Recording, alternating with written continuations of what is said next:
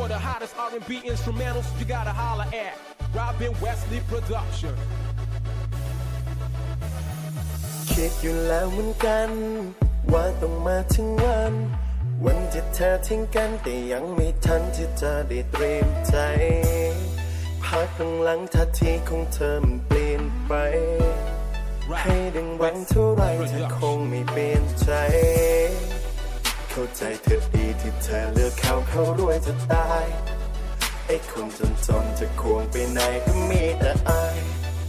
ตลกสิ้นดีจากการเป็นคนต้องกลายเป็นควายถามเธอสักทีจะมีบ้างไหมไอ้ความละอายเจ็บครั้งนี้ฉันเข้าใจดีไม่เป็นไรนะเบบี้ยอมรับเหตุผลที่เธอมี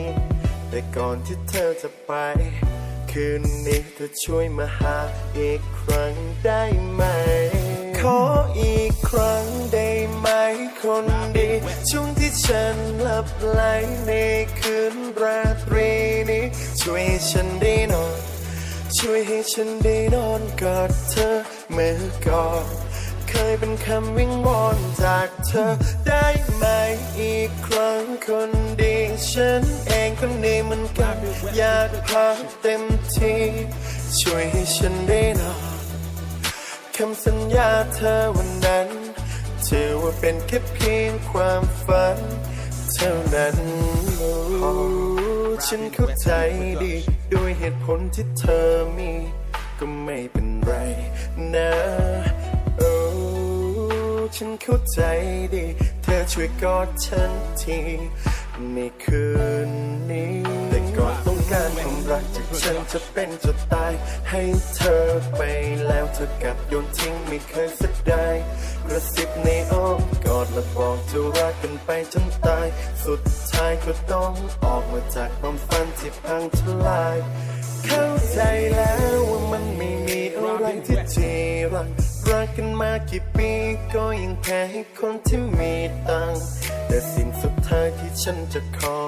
สิ่งเดียวที่ฉันจะขอแค่คืนนี้ให้ฉันได้กอดกับเธออีกทีขออีกครั้งได้ไหมคนดีช่วงที่ฉันหลับไหล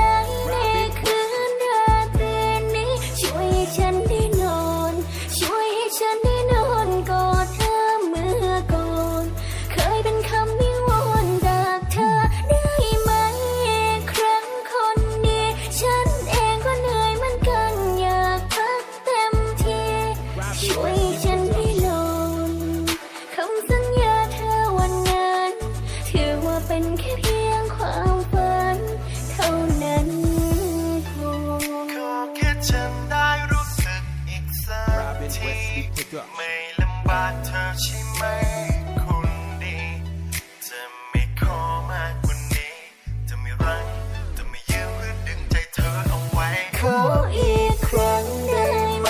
คนดีช่วงที่ฉันหลับไหลในคืนราตรีนี้ช่วยให้ฉันได้นอน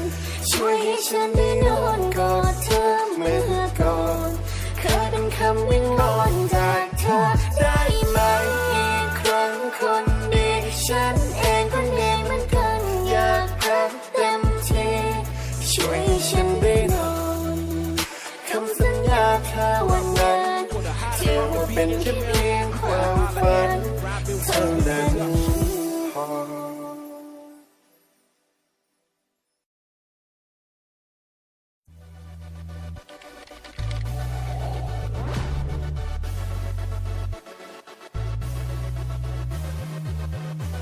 For the hottest R&B instrumentals, you gotta holler at Robin Wesley Production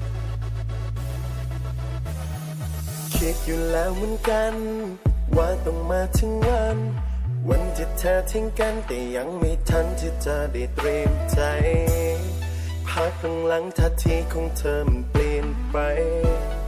ให้ดังหวังเท่าไร